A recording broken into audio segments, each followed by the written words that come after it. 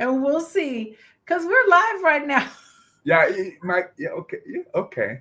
Yeah, we're live. Hey, Okay. everybody. I want to welcome everybody back to Healing Haven Conversations. I'm Dr.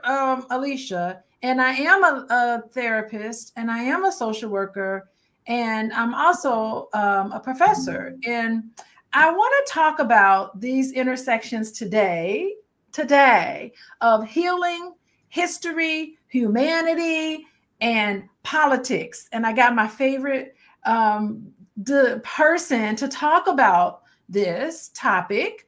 And tonight's episode is called White Supremacy.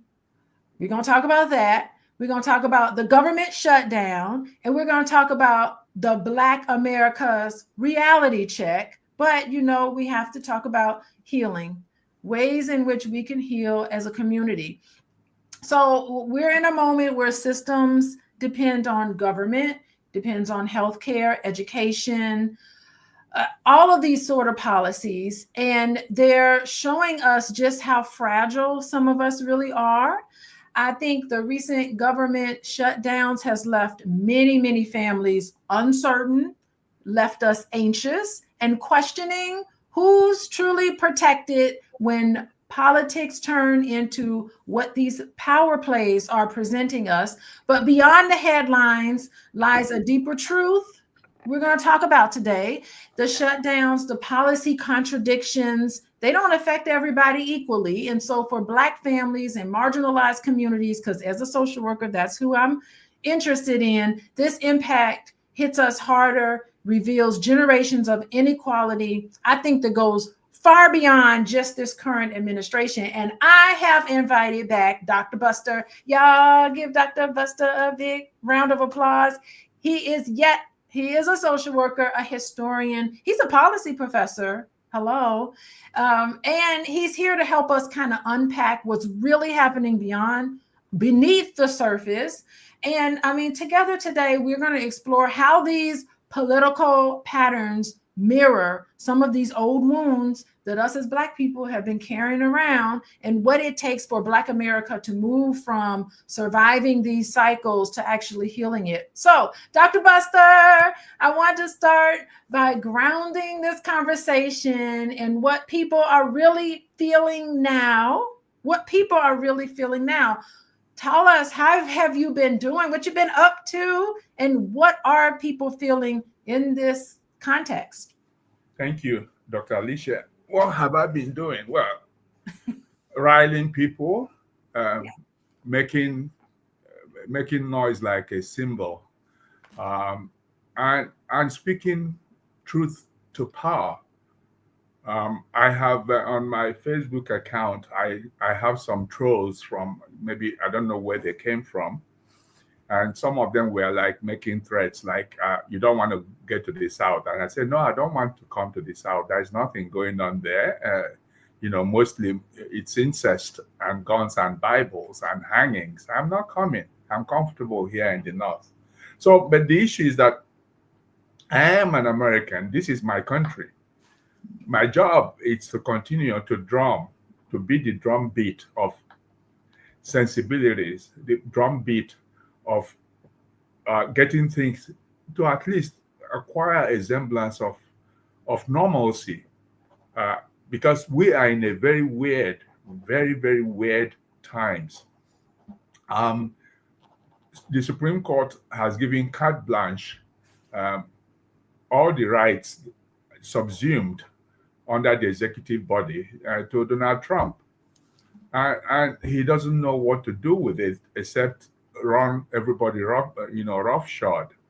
So the only way that we can return to a semblance of normalcy is to speak to those issues and resist. I was told since I was a kid in Nigeria that you can do many things and get away. You can't do that in the United States and get away because they'll give you all the leash you need. But eventually that leash is going to hang you. So I'm banking on that, and that's the reason why we will never stop. And if I stop, what will happen to my children and grandchildren? Yes. Because right now we are litigating the battles that our parents had already won. Your dad was a social work professor in Yes. Tuskegee, Mm-hmm. and these are the battles he fought and laid the foundations for us. He didn't lay them for us to stop. He laid them for us. And we thought we had done the match and everything was okay. And then suddenly they tell us that our rights are woke Mm. and worthy of denial. So that's why I'm here. Oh my gosh, you talk about resistance and speaking to those issues. Yeah. And that is something that I have definitely doing. And if you follow me, everybody, you follow me on Instagram, that's where I tend to put a lot of my a lot of my thoughts politically.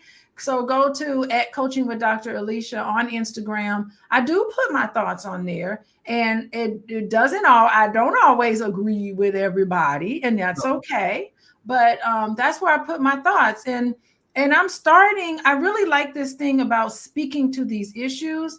Every time I think about what's happening, I just have this urge to just pop a video up about what's going on with me right now. I have a ton of information about speaking to these issues yeah. and listening to other people speak to the issues, hitting the like button, sending it on to friends, putting it on my social media, because I really do feel like we can't just back down and applaud some of the things that we're saying because it doesn't affect people that look exactly like us. Mhm. Because they're coming after some of these other people. Don't think that they're not going to be coming after No. us as well. Yeah. Yeah. In during the Nazi Germany, there was a reverend gentleman called Martin Niemöller. Initially, he supported what Hitler was doing, Yeah. and then eventually he found out that this was not appropriate, and that was why he spoke. He spoke, and he said they came for the socialists because I wasn't a socialist. I didn't say anything. They came for the Jews. I didn't say they came. When they came for me, there was nobody to speak for me because everybody had been taken. That's So, right. so speaking to the if you don't speak to the issue, somebody is going to for them for you, and their narrative it will be a single story, not the story. Look at what's going on now. You mentioned the shutdown. The government shutdown. Um, this wouldn't be the first time, but Donald Trump's first rodeo, the government shut down for 35 days, longer than any time in history of the United States. Of the four, of the 349 years the United States has been in existence, it's under this man that the government shut down because he doesn't know how the government works. Yeah. So it shut down, and then it shut down again today. And then, of course, what is happening is that the Republicans are attempting to speak for everybody. They tell us that it's the undocumented immigrants who are for whom the Democrats are fighting for health care. But the truth is that immigrants are busy growing your food and Mm-hmm. busy running away from you, that they don't go to the hospital. And by the way, the act that protects anybody from being denied access to health care when they arrive at the ER was signed by Ronald Reagan. Because Ronald Reagan at that time was wearing some brains, and he said to himself, I remember that Ronald Reagan also signed the largest amnesty for undocumented immigrants in history in 1986. So the rule is that you come to the ER and you're bleeding out. Nobody should leave you to bleed out. Exactly. That you should be treated as a human being. But currently, under the law, no undocumented immigrants has access to Medicare, to Medicaid. Medicaid, it's Obamacare. No access to WIC, no access to food stamps, no access to anything. Yet they pay into it. That's right. That is the key thing. I don't think people understand when people are looking at what these so-called immigrants are taking from somebody. What we don't understand is that, number one, there are employers that are employing the migrant workers. They are hiring them. That's why they're migrant workers. So maybe we have an issue with an employer issue. Maybe those are the people we need to start cracking down on instead of the people who are the migrant workers. Number one. Number two, what people don't understand is that even people who come here as migrant workers, they pay taxes that they will never, ever be able to draw down. No, 96 billion worth last year. 96 billion. 96, y'all listen to this, 96 billion with a B each year that the government gets from migrant workers, that migrant workers will never, ever be able to see it. No, they will never access Social Security. They are contributing and to I'm it. so tired of ignorant. Let me tell you, I'm going to call it out. I'm using my voice today. It is ignorant to sit here and say that migrant workers are taking from Americans. No, that is not what's happening. Dr. Alicia, it's not about ignorance as much as it is about disingenuousness. Yes. Yeah, because you know what the MAGA or whatever you call them do is they lie until you believe them. And they lie with a straight face. The problem we have with that is that we are not who are capable of speaking to truth to power are not speaking. We let them do this the sound bites for us, and we don't challenge them because we're afraid of being called woke. And I'm gonna tell you, everybody here today, I see y'all coming in. I want every single one of you guys to hit the like button. And I want you to send this video to all of your conservative MAGA friends. I know y'all got them. I got them. I'm going to be sending them to them. Send it to them and ask them to explain where's that $96 billion that is earned on newcomers that comes to this country. I'm going to call them newcomers because I'm not going to demonize them. And it's interesting because, I have to talk about what's happening in Chicago and the raids and everything that's happening. And it just really heats me up because when I was living in Chicago, there were Eastern Europeans in Chicago, undocumented, all over. Everybody knows that Chicago has neighborhoods. Yeah. There was Italian immigrants. They did not. They didn't have their papers. There were people from Romania, people from Poland. There were people from, the lady that cleaned my house. I had a housekeeper from Poland. And I paid her in cash. And they're still there today without papers. So why are we demonizing individuals based on skin color is what's happening. But the Supreme Court gave him carte blanche. The Supreme Court said racial profiling for the purposes of undocumented immigrants is appropriate. So what they do is they see you black and brown. Look at what they did in the city, in Chicago. They went to an apartment building and put children in zip ties. Children. And these are American citizens. Anybody who sanctions putting citizens, American citizens, children in zip ties. I don't want to have anything to do. I'm sorry. I just cannot. I can't stomach it because where's the humanity? Where is the humanity in some of the people? How can you really have the same thing that Nazi Germany did in 1939?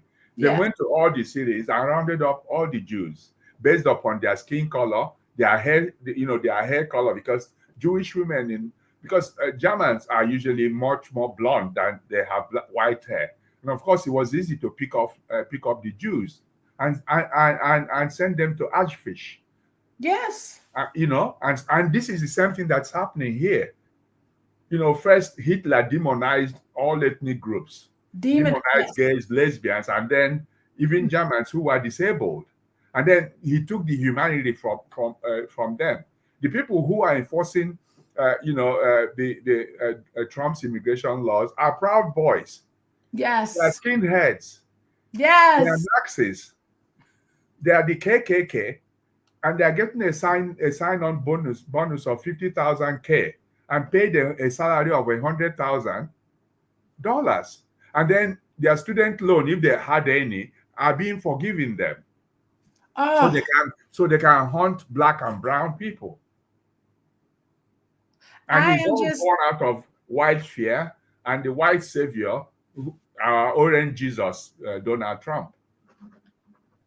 let So me they are tell you, going I to do. apartments with Yes. women who are scantily dressed and putting them in shackles. And these are American citizens who arrived here or whose ancestors arrived there by 1619 or earlier.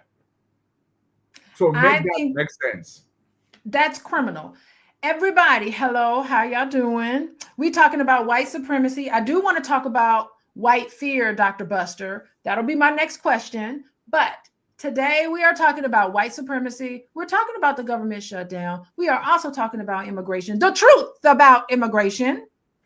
$96 billion. $96 billion every year from migrant workers and individuals who pay into a system that they'll never be able to draw down. These are facts. So if y'all come here to get fluff, go somewhere else. If you come here for some facts and some truth, that's what you came here for. And we're talking about Black America's reality check. We are going to have a healing conversation because that's what I'm all about. But so welcome everybody. And I see a comment here from It Don't Stop Ma'am. Man, I like It Don't Stop Man. Thank you for putting a comment. He makes this person, I don't know if it's a he or she, says, how come we can't get our reparations? You know why? Do you think that Donald Trump loves Black people in Chicago so much so that he can send troops to save Black people from killing each other on the streets? Do you think Donald Trump grew a heart and says, you know what? I think I'm going to help the Black community in Chicago since their mayor can't do it. I'm going to help them by sending troops and save Black America. Do you think ICE is somehow a form of reparations that Chicago's been looking for a long time? Do you think that? So I'm interested in that questions because if we are really interested in Black people, if Donald Trump is really interested in making sure Black people are good, why not give us reparations? Why carry out this agenda? Dr. Buster, how about you deal with that before I move on to white supremacy? Deal with this question. The reason why Donald Trump scrubbed Medicare, the Obamacare, from his big, beautiful, ugly bill. It was because Obamacare was the signature program by Obama. Yes. It was called the Patient Protection and Affordable Care Act, designed to protect 46 million Americans, mostly from the South. Yes. Who are either working poor or are not working. And they named it Obamacare to diss it. It didn't happen. You remember that when John McCain was alive, that was the time Donald Trump said he was going to, that he was going to abolish it and replace it. Donald Trump came from his deathbed, that famous thumbs down. That was what saved it now. Donald Trump has the memory of an elephant. And the kind of elephant he is, it's a really, really rogue elephant. So for him, whatever he can do to make sure that he's even, he hates Black people. His friend Kanye West said that in 2006 during Katrina. Yeah, 2006 when Katrina was drowning. And Donald Trump was overflying New Orleans. And Kanye West, his friend now, said Donald Trump hates Black people. So Today he's looking for Nobel Peace Prize. Yeah, he's funding a genocide. He's killing, he's dehumanizing Americans, and simultaneously he wants to be given Nobel Peace Prize because Obama got his own in 2008. So, as far as we are concerned, uh, Donald Trump, essentially speaking, it's very clear that he doesn't like black people. There we go. Yeah. So there is no pretending that it's not about black people. Anything that makes him uncomfortable, he called all those of us from Africa. He called us shit, whatever country. That's Yeah, right.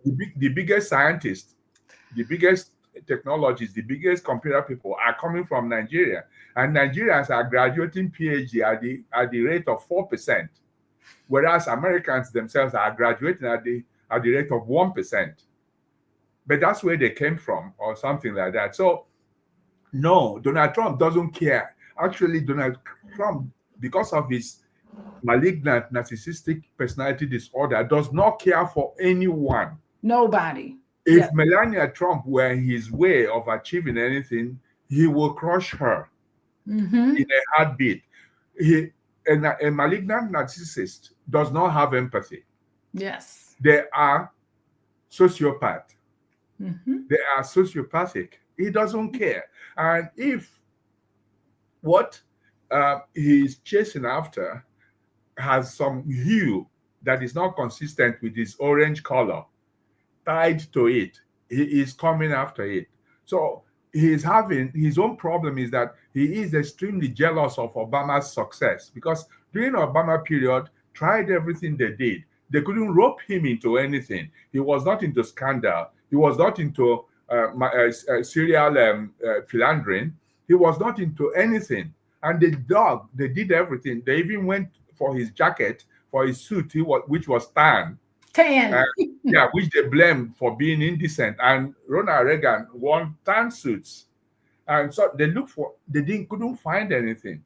I remember that before Trump chose to run, when doing the presidential roasting, Obama roasted him. And then that was when the birth certificate thing started. That's right. The And birth then, of course, certificate. white supremacy was looking for a white champion.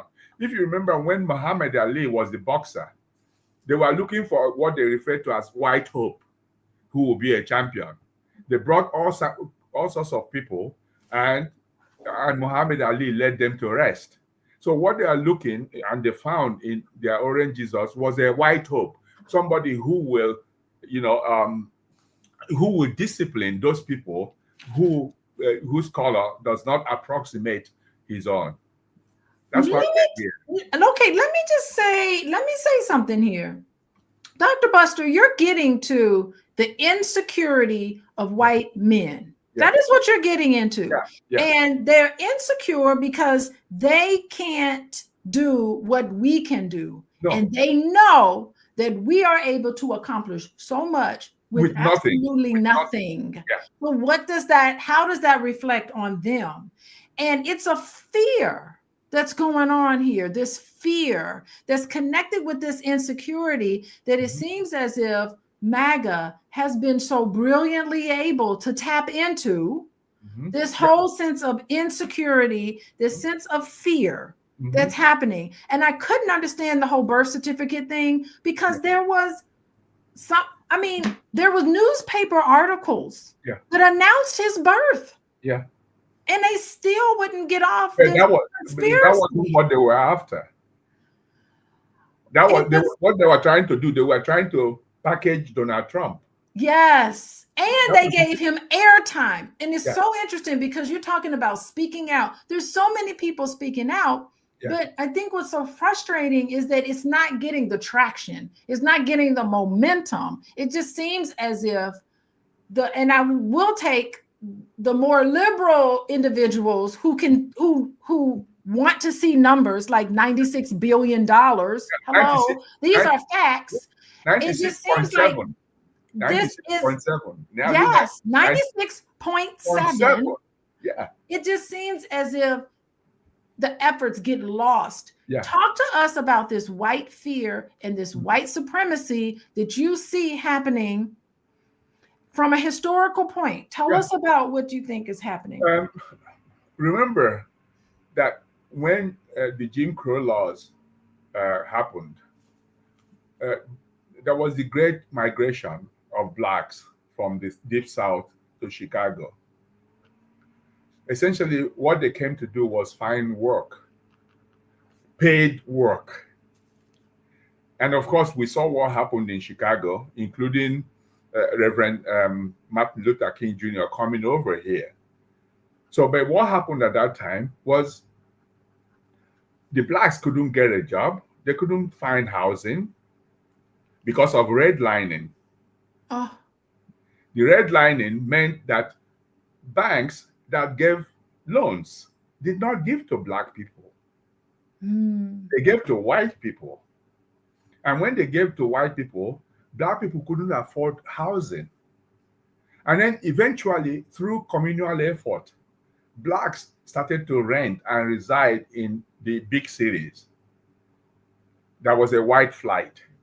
yes. That white flight is still existent in the city of Atlanta today.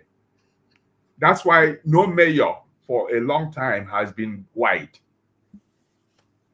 The Hartsfield Jackson Airport was a project that was abandoned because white people refused to live in Atlanta so long as blacks were moving from the suburbs, from the cotton Mm, fields into the place. So they deserted Atlanta, believing that Atlanta was going to implode. Black people got their act together. mm-hmm. The city of Atlanta did not implode. And then came 1986 or thereabout when the Olympics happened and Atlanta hosted it. Infrastructural development exploded. Today, the Hartsfield Jackson Airport is the busiest airport in the world. And then that was when white people realized that things were not going to implode. And they started moving back to the city to fight for position. The airport has been named after a black man, but they wanted to buy in using the previous mayor. So that's why it's abbreviated Hartsfield Jackson. Ah, interesting. So Yeah. they So the white started. flight, the white flight, Mm, yeah, the white flight was essentially speaking to leave because the banks gave them money without collateral. And they ah, were able to come to the suburbs and establish and hoping that the city of Chicago, the inner cities, and the rest of them will implode. And they didn't implode. So to that extent, white fragility is responsible for white fragility is responsible for white fear and white flight. So when they believe that the major reason for this crackdown, and the Supreme Court was very, very clear in using color and race to target immigrants by eyes, and it's not the Chief Justice of the Supreme Court has been there for 20 years. What he started with was Citizens United, which he said that money had First Amendment rights. Before that time, campaign contributions were minimal. So with mhm. Citizens United in 2010, because they wanted to unseat Obama. The Tea Party, yes. Yeah, they wanted to unseat Obama. So Citizens United was approved by the Supreme Court, giving money First Amendment rights to speak. And for the first time in the history of US politics, campaign by both parties exceeded $2 billion each. $2 billion each. Mm. And you can see what's going on now, essentially speaking. Wherever there is a black man or Latino in charge of things, white people will want to upset everything because, as far as they're concerned, their fragility tells them that we, black people and browns, are not going to die, and they have no plan to commit harakiri. So wait a minute. So what you're saying is that it's a jealousy thing. It is. It's like we put the country in the hands of Barack Obama Yeah, for 8 years, yeah, and it was success seen like no other. yeah, yeah, People were on health care who yeah, hadn't been on health care, mm, no pre-existing yeah, conditions. yeah, And that helped everybody. yep, And a lot of disproportionate number of Black people it helped. yep. What you're And saying yeah, is that and he stopped the Great Recession. it stopped the Great Yeah, Recession. because he actually bailed out the Detroit Three, except for Ford, that was still had liquid asset. Yes. Chrysler and GMC were down and out.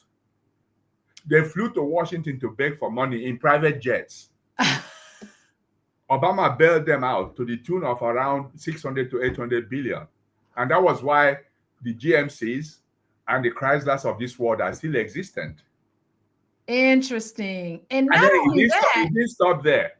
yes, go He ahead. ended the concept of pre-existing, pre-existing condition for health care, Yes. whereby babies who were still in the fetus, I mean, fetuses that were still in the womb were deemed to have a pre-existing condition if they were born with a Oof. congenital defect. He ended that. Obama also ended the madness of credit card companies Yes. and pegged the amount of money that they will charge to that extent. And that was too much. And not only that, he was really good with pulling everybody together because, by the way, I was talking to my dad at the time. Obama won his first presidency, and he was telling me that, yeah, the Obamacare, I'll just say the Affordable Care Act, he brought together all of the insurance companies and he said, what elements would you like to have in this bill? Yeah, That's how he got it passed. yeah. He talked to people. What elements would you like to have in this bill? And by the way, I got to meet the social worker who worked on Obamacare or Affordable Care. I got to meet him in Washington, D.C., and it was a social worker behind who lobbied for mental health services to be included up to the age of 24. Mm-hmm. So before, at 18, you were on your own. Yeah. And Now, now it's, it was now up to it's 20, 24. it's 26. 26 now. Thank you. Yeah. 26. Yeah. And I got to meet all the people who made sure that people could have mental health services Yeah. insured Yeah. under your parents' insurance, which Yeah. helped us Yeah. tremendously and helped a lot of young people who needed the No, services. actually, they helped MAGA much more than Yes. they helped all the people up north. And what happened? Immediately they found out it was successful. They refused to expand. They refused Medicaid expansion to their own people. So if you go to the states in the South, their people do not have Medicaid, because their governors refuse to expand them. Because all they are doing is looking for a way to give a dog a bad name to drown it.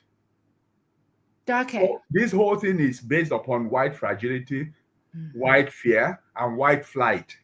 And when you are in fear, you can't think You logically. can't rationalize. You are going to do and behave in ways that is detrimental to you. Yeah. Because he has done a beautiful job of inciting what could be a riot in our own nation by doing this. And I think that is what white supremacy's done. He's brilliantly done that. Yeah. Because what they are saying now is the government shut down because the Democrats wanted to give health care to undocumented immigrants.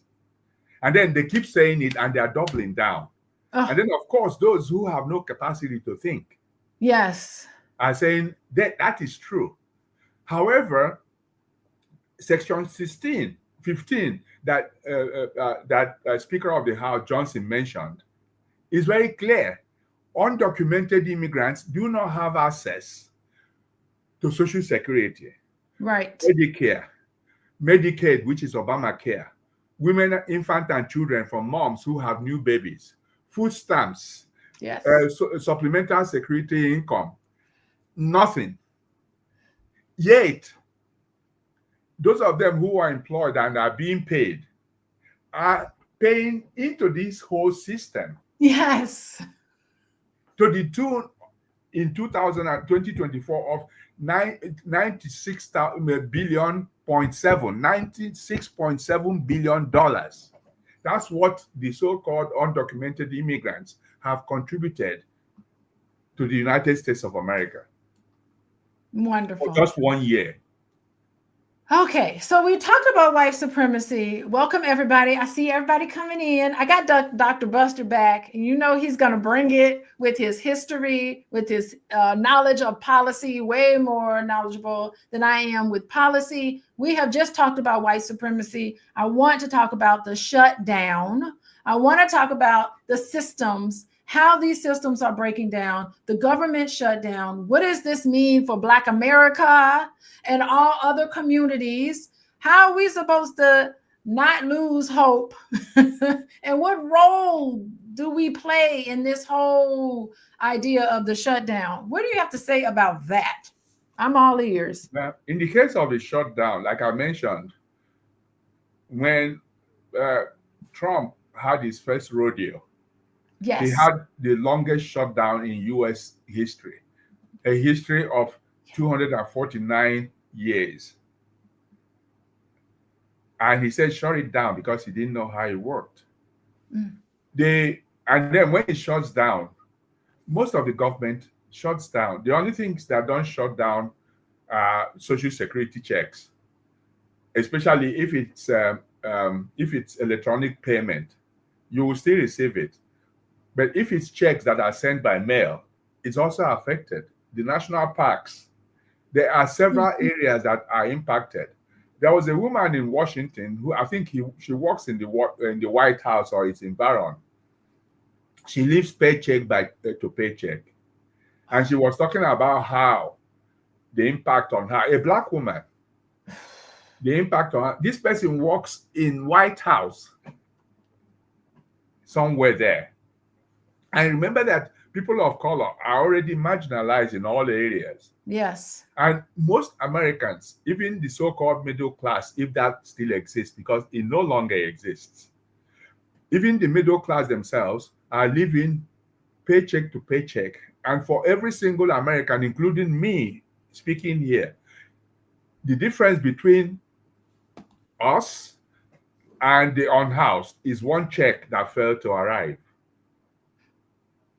One check that failed to arrive, because every single check we have is tied to our mortgage or rent, is tied to our car payments, is tied to our health care, is tied to our food, is tied to tuition, is tied to taxes. One check. And I want everybody listening to look at how much they earn and see what one check that failed to arrive means to them. Yes, they are going to be paid back when the shutdown is over. But suppose you had a mortgage to pay that you couldn't pay at that time. You're already on your way to foreclosure because they are not going to wait for you. The rents are already up, and poor people are already unable to afford to pay their rents or their mortgages. And the problem I have, Dr. Alicia, is that all of us here, including the audience, we have more in common with the homeless person than we have with the millionaire. The chances that we will move to where the millionaires and billionaires are is a wishful thinking. We are actually closer to those who are unhoused. So what do we do with this economy? Yeah, we are also closer to the undocumented immigrants. Yes. Because we depend on the food they produce. We depend on their labor. And of course, you know that they are not being paid fair wages. American citizens are not paid fair wages. Imagine what it is for an undocumented immigrant who is ab initio vulnerable. So this shutdown, my hope, because the Republicans are doubling down and the Democrats are doubling down, which for me makes all the sense. Yes. Because if they stop fighting, because all they're asking is put back the $1 trillion you took away. That's right. From the bill. So your own people people, the poorest Americans come from the South, and they are MAGA. So the Democrats are actually, because I don't like the Democrats for the mere fact that they don't push hard enough. Yes. So if they do that, it means that premiums for everyone is going to go up, in some cases from 0 to 600 and something per month for some people. And that means that Obamacare, as we know it, is over. It's $1 trillion that Donald Trump and MAGA Republicans expunged from the big, ugly bill. So, if them, and of course, the Republicans, have always known that Democrats will back down. But this one is a matter of life and death. It is. Because look at it this way: our biggest ally, Israel, has free health care. And those are based upon the money we give to them. Yet Americans who have been here since 1619 cannot afford their health care. And the little they have, the Republicans want to take it. So, and Chuck Schumer, who is the Senate majority, remember that he has passed the House because they ran the big ugly bill roughshod through the lower house. For the Senate, that's where he needs to approve. That's where the problem is now. Yes. There are already two of them. There is this guy from Pennsylvania, John Fetterman. I'm hoping that the time will come when he's no longer a Democrat or somebody primaries him, because he has no idea what he's saying. I don't think he has even healed from his stroke. The man is confused beyond everything. So it takes about 5 more Democrats. And they are thinking that the five more Democrats will come on board. But the Democrats are not coming on board, and they shouldn't come on board, because it means that most people who have Obamacare will have no health care at all. At all. And it's not undocumented immigrants, as much as they want to have it. So the shutdown is going to affect every single one, whether we like it or, but it's going to affect those who are already poor. And those are the browns and the blacks. Yes, so it's a reality check. Yeah. So why I'm saying this for the brown and black, it's choose your poison very carefully. Yes. If you don't choose your poison, you have taken the poison for your enemy. When you want to kill your enemy, you don't drink poison for them. You give it to them. So when you vote against your own interest, you have drunken poison for your enemy. And it's not going to kill your enemy, it's going to kill you. What? I'm curious. Yes. As we kind of wrap up today, white supremacy, shutdowns, and Black America's reality check. Yeah. What do you think Black Americans now need to wake up to? What do you think we need to know that we haven't quite been able to wrap our brains around? What do we need to know? First, the Constitution no longer matters, because the Supreme Court has made sure that the prerogative of the Constitution lies with the executive branch, especially since Donald Trump is the president. The 14th Amendment, including right to not being searched and seized, is gone. A part of the 14th Amendment includes birthright, which the Supreme Court is going to hear. So the problem I have is, if this is already in the Constitution, why is the Supreme Court going to hear it? It's a 14th Amendment. If they want to hear it, then actually they shouldn't, because it's already in the Constitution. It's like already there. No, it's already there. Yeah. It was tried. It was tried about, I think it was in 1900, it was tried. A Chinese, an American who is of Chinese descent traveled home, and on his way, they refused him entry on the grounds that he was foreign. But he was an American citizen, and they went to Supreme Court, and Supreme Court affirmed the 14th Amendment. So why are we going back to the Supreme Court for this today? It just doesn't make sense. Two, the guardrails are out. We now have white supremacists in charge of Congress, in charge of the presidency, in charge of the Supreme Court. So yeah, the Constitution is no longer respected. Some judges will make their pronouncements, and Donald Trump would just like, I don't care, and nothing happens. So what do we do? Okay, everybody, two things we have got to learn. We need to learn that there is no Constitution. It is now in the hands of the executive branch, and that the 14th Amendment is gone, kaput. Yeah. Second thing, there's no guardrails anymore. No. It's been all co-opted by white supremacists. Yeah. They have made their way back in. Yeah. Now, so what do we need to do? Do we need to like? All we need to do. Do I need to get my dual citizenship to Ghana or Nigeria somewhere? No, this is our country. Doing? This is our country. We stay and fight. Stay and fight. The midterm elections are coming November 3, 2026. What's the date? November 3rd, 2026? November 3rd, 2026 is the midterm elections. All the 435 seats in the House of Representatives are up for grabs.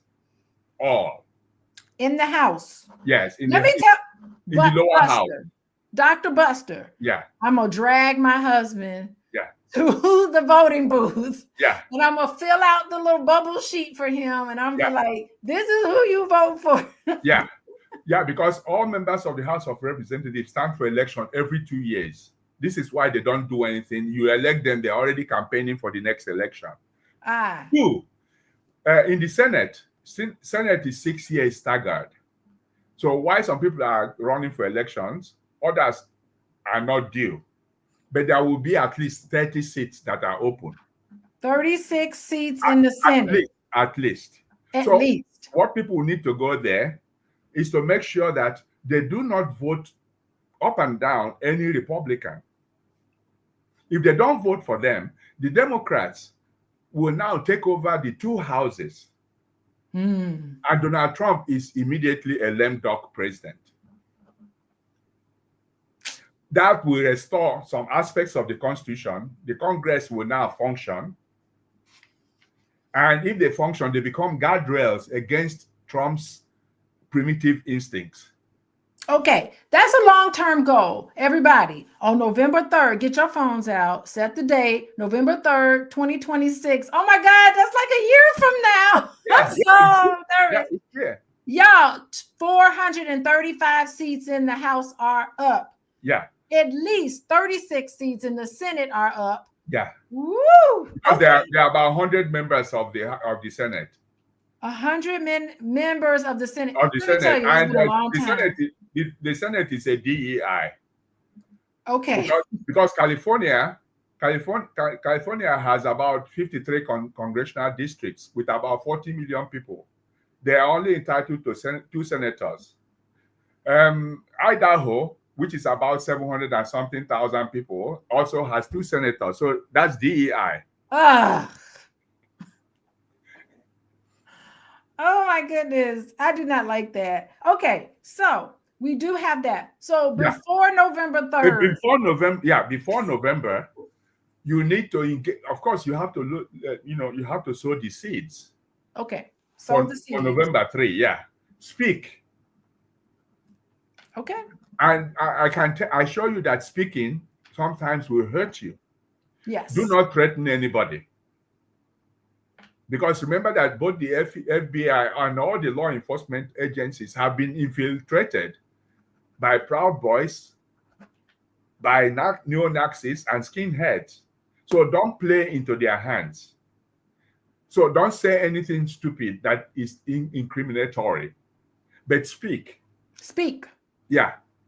Do not be silent. Y'all, don't be silent. And educate. And educate. And educate. $96.7 billion a year. Yeah. Speak and educate. Oh my God, Dr. Buster. I gotta have you back on in November so that we can, maybe around November 3rd, I'll have you back on so we can be like, we got one more year. One more year. So because the moment Donald Trump becomes a lame duck, all his executive orders don't mean anything because nobody's going to respect them. He's Yeah. able to run America roughshod because all the people who are in charge of the House of Representatives are beholden to him. They know the man is unhinged, Yes. but they are much more interested in keeping their positions and the appurtenances that accrue from them than they are about speaking truth to power. Because And if any one of them speaks, they'll be primaried. So they okay. don't want to speak. And most of them are millionaires. Oh my goodness. Isa, one of the is worth about 400 million. So what does he care about us, about you? Exactly. So if you're able to make Donald Trump a lame duck president, he's done. And He's done. if he becomes a lame duck, there are two things that will happen. He will serve out his term as ineffective in his silliness. Two, he commits egregious offenses every single day, and each one of them is impeachable. He can Yes. be impeached and convicted and removed. Yes. Your mouth to God's ears. Everybody, let's give Dr. Buster a big round of applause. Yes, yes, Dr. Buster. Remember, part of it from now to November 3rd, 2026, y'all share this video.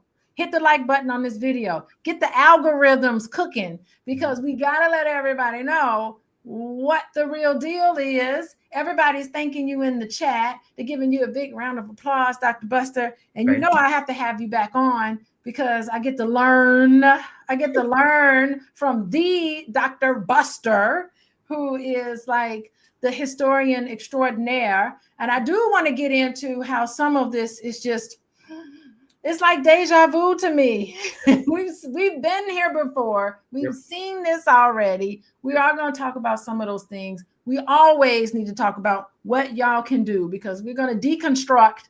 And as Dr. Buster likes to talk about, constructing and deconstruct, which is my favorite word, by the way. Thanks to you. We